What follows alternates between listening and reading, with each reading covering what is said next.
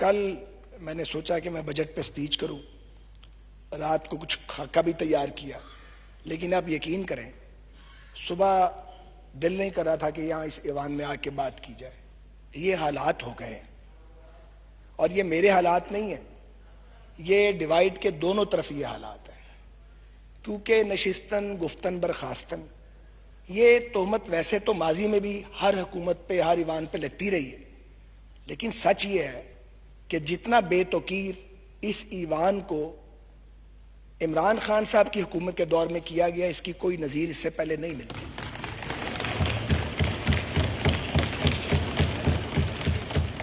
ہم یہاں یہ درست کہا، ایک پی ٹی آئی کے کسی دوست نے بھی یہ بات کی، میری بہن نفیسہ شاہ صاحبہ نے بھی ابھی بات کی، ہم یہاں پہ ایک دوسرے کے گریبان پھاڑنے تو نہیں آتے، ایک دوسرے کی بے عزتی کرنے کا مینڈیٹ لے کے تو ہم یہاں نہیں آتے۔ لوگوں نے ہمیں اس لیے ووٹ تو نہیں دیا کہ ہم ہر وقت ایک دوسرے کے اندر کیڑے ڈالیں، کیڑے نکالیں۔ تنقید کرنی چاہیے، تنقید ہونی چاہیے، لیکن تنقید تو تب کرے جب کوئی سننے والا ہو، کوئی بات پہ عمل کرنے والا ہو، کوئی تجویز لینے والا ہو۔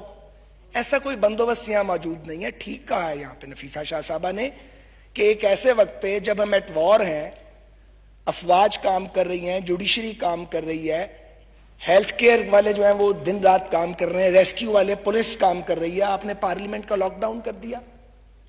لوگ یہ سوچنے میں حق بجانب ہیں کہ لوگوں کی جانیں جا رہی ہیں، کیا سیاسی قیادت کی جانیں پاکستان کے عام لوگوں سے زیادہ قیمتی ہیں؟ کتنا خوف ہے کرونا کا کہ ہم یہاں بات نہیں کر سکتے۔ اللہ تعالیٰ سب کو اپنی حفظ و امان میں رکھے، لیکن جب حالت جنگ میں قومیں ہوتی ہیں تو اگر واقعی جمہوریت ہو، واقعی وہاں پہ پارلیمنٹ فنکشنل ہو، تو پھر وہاں پہ پارلیمنٹس کا لاک ڈاؤن نہیں کیا جاتا۔ سچ یہ ہے کہ پاکستان میں جمہوریت نہیں۔ کوئی اس بات کو جلدی مان گیا ہے، کوئی اس بات کو اب مان رہا ہے، کوئی تھوڑے دن بعد مان جائے گا۔ ویسے تو پی ٹی آئی کی گورنمنٹ نے بہت بڑے بڑے اعزازات حاصل کیے ہیں پاکستان کی تاریخ میں، لیکن جو کمال کیا ہے وہ یہ کہ آپ نے وہ وعدے کیے اور وہ نعرے لگائے جن کی تکمیل کا کوئی تصور بھی نہیں کر سکتا تھا۔ آپ نے 90 دن میں کرپشن ختم کرنی تھی، آپ نے 1 کروڑ نوکریاں دینی تھی، آپ نے 50 لاکھ گھر بنانے تھے، آپ نے سارے چوروں کو، اور ظاہر ہے کہ سارے چور بقول آپ کی اپوزیشن میں ہیں، ان کو الٹا لٹکا کے ان کے پیٹ پھاڑ کے اس میں سے قومی دولت نکالنی تھی، اور آپ نے پاکستان میں انصاف کا دورہ کر دینا تھا۔ یہ تھا آپ کا سلوگن، اور آپ نے پاکستان کی اکانومی کو رائز کرنا تھا، اور آپ کے لیڈر فرماتے تھے اور بار بار یہ بھاشن دیتے تھے کہ جب غربت بڑھ جائے تو سمجھ لو کہ وزیر اعظم چور ہے۔ وہ فرمایا کرتے تھے اور وہ باقاعدہ نقلیں اتارتے تھے کہ کشکول لے کر پھرتے ہیں اور مجھے شرم آتی ہے، میں تو خودکشی کر لوں گا۔ اللہ نہ کرے وہ کبھی خودکشی کریں، لیکن آپ نے پاکستانی قوم کو خودکشیوں پہ مجبور ضرور کر دیا۔ آپ یہ دیکھیے، اب 2 سال ہو گئے آپ کو آئے، آپ کو مقابلہ کرنا تھا بھوک کا، بے روزگاری کا، غربت کا، ناانصافی کا۔ آپ کو مقابلہ کرنا تھا انڈین ایگریشن کا، آپ نے مقابلہ کیا صرف اپوزیشن کا، اور اس کے بعد اس آزاد میڈیا کا جو آپ پہ تنقید کرتا ہے۔ آپ نے یہ بھی نہیں سوچا کہ یہ وہی لوگ ہیں جو آپ کی حکومت لانے والوں میں شامل تھے، آپ نے ان کو بھی ٹارگٹ کر دیا۔ آج میر شکیل پابند سلاسل ہے، تو جنگ اور جیو تو آپ کا سب سے بڑا سپورٹر تھا، تب وہ ٹھیک تھے، آج وہ غلط ہے۔ آپ نے جیلیں بھر دی اپنے مخالفین سے، ہمیں آپ نے چور ڈکلیئر نوٹیفائی کر دیا، آپ کی نظر میں ہم سب چور ہیں۔ مجھے بتائیے اس سے پاکستان کو کیا ملا؟ آپ نے کرپشن کی رقم جو آپ بتاتے تھے، کون سا ٹکا آپ نے ریکور کیا؟ آپ کے حالات یہ ہیں کہ بجٹ سر پہ ہے، شہباز شریف کو پکڑنے کا بڑا شوق تھا، بجٹ گزار لیتے۔ آپ میں اتنی قوت برداشت بھی نہیں ہے، آپ نے قائد حزب اختلاف کو وہاں پہ لے جا کے جیل کے کنارے پہ کھڑا کر دیا ہے، اب عدالت سے وہ ضمانت پر ہیں، کورونا کا وہ مقابلہ کر رہے ہیں۔ ہم میں باری باری سارے اپنی باری دے آئے ہیں، تو جناب چیئرمین باری دے کے پھر یہاں کھڑے ہیں، پھر بھیج دیں گے، باری دے کے پھر واپس آ جائیں گے۔ آپ کو یہ حقیقت پتہ نہیں لگتی کیا؟ مجھے پیپلز پارٹی والوں کو اس وقت خوش نہیں کرنا، لیکن ریالٹی یہی ہے کہ اگر ضیاء الحق کا بدترین مارشل لاء پیپلز پارٹی کو ختم نہیں کر سکا تو پھر کسی سیاسی حقیقت کو کوئی ختم نہیں کر سکتا۔ یہ سچ ہے۔ میں اس وقت پیپلز پارٹی کے بڑے بدترین نقادوں میں تھا، سیاسی طور پہ اب بھی اختلاف ہے، ضیاء الحق کے خلاف تھا، لیکن خوش بڑے دل میں ہوا کرتے تھے، پیپلز پارٹی نظر ہی نہیں آتی تھی، نظر ہی نہیں آتی تھی کہیں پیپلز پارٹی. اور جب محترمہ آئیں تو مجھے وہ دن یاد ہے 10 اپریل 86 کا. ہر طرف پیپلز پارٹی کی اور ہماری مخالفت کے نعرے لگ رہے تھے اور ہمارا کچھ نہیں تھا. یہ عوامی طاقت ہے. آپ کو پتہ ہے آپ کے ساتھ یہ ہونے والا ہے، یہ ہونے والا ہے. اور یہ اس کی انڈیکیشنز بڑی واضح ہیں. کل جو راجہ ریاض صاحب اور خواجہ شیراز صاحب نے گفتگو کی کیپٹل ٹاک میں، وہ پرانے پارلیمنٹیرینز ہیں، وہ کوئی مذاق ہے؟ آپ کے وزراء جو ایک دوسرے کے بارے میں آ کے میڈیا پہ بات کرتے ہیں، یہ تو کبھی تماشا دیکھا ہی نہیں ہے کہ صوبے کا وزیر مرکزی وزیر کو ابیوز کر رہا ہے، مرکزی وزیر اپنے پارٹی کے 2 لیڈرز کو ٹارگٹ کر رہا ہے. ٹھیک ہے، لیکن یہ انڈیکیشنز بڑی کلیئر ہو گئی ہیں. تو میں آپ سے یہ گزارش کرنا چاہتا ہوں، ہم نے آپ کو نہیں گرانا، ہم نو کانفیڈنس نہیں لا رہے. آپ کا یہ خیال ہے کہ ہمیں مقدمات میں پھانس کے ہمیں انگیج رکھیں انگیج. لیکن میں آپ کو بتاؤں، آپ کمبل کو چھوڑیں گے، کمبل آپ کو نہیں چھوڑے گا. حکمرانی کا کمبل آپ کی جان نہیں چھوڑے گا، جان چھڑائیں گے.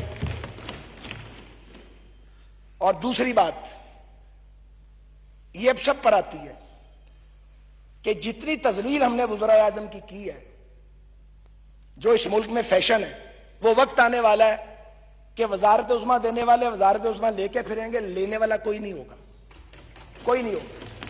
کون وزیر بنے بھائی؟ کیا ضرورت ہے وزیر بننے کی؟ 5 سال اپنی زندگی داؤ پہ لگاؤ، اپنے بچوں کا وقت برباد کرو، کاروبار نہ کرو، ایک تباہ حال ادارے کو کھڑا کرو، پھر ایک آدمی آئے شیخ چلی چیونگم کھاتا ہوا اور منہ بگاڑتا ہوا، وہ آ کے برباد کر دے آپ کی محنت کو، اور آپ جیل میں پڑے دیکھ رہے ہیں کہ جناب میں نے محنت کی تھی، تباہ کر دیا. وہ وقت بھی آئے گا، وہ وقت آئے گا، وزارتیں دینے والے وزارتیں بانٹیں گے، لینے والا کوئی نہیں ہوگا. وہ دور نہیں ہے وقت، وہ بھی قریب ہے.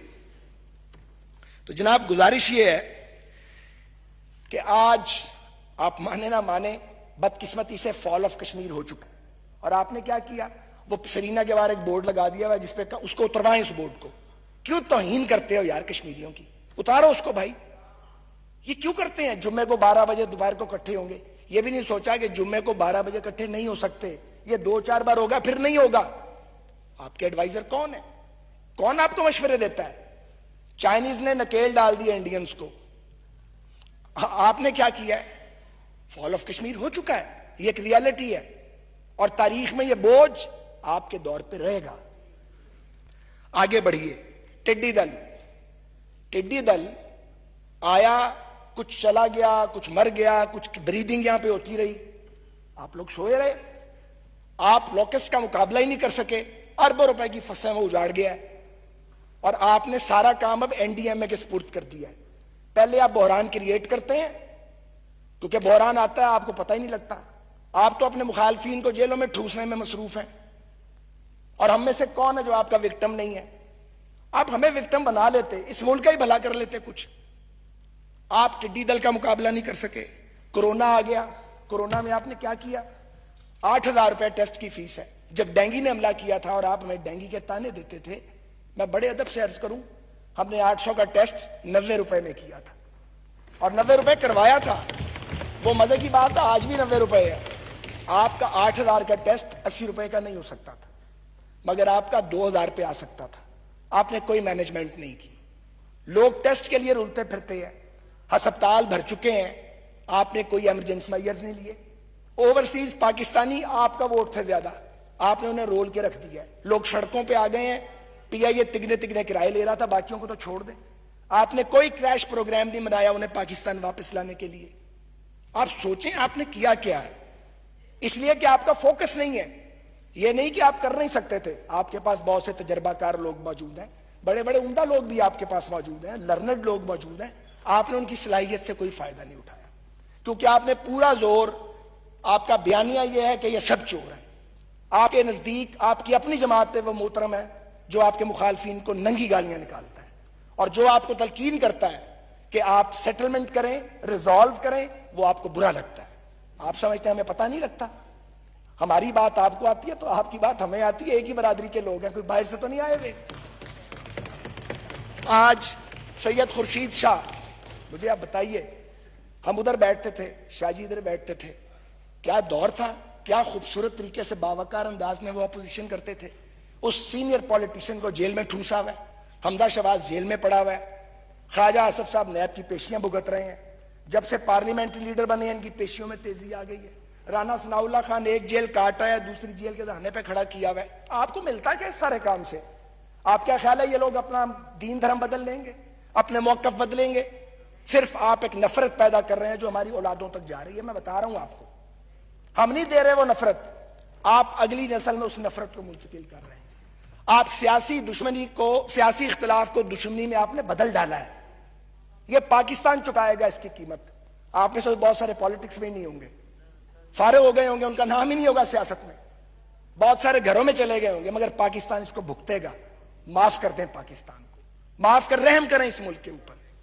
ہم اینڈ پہ آ گئے ہیں. اس ملک میں مشرقی پاکستان کے ٹوٹنے سے سبق نہیں سیکھا گیا. تو کرونا کے اس حملے سے ہی سبق سیکھ لیجئے.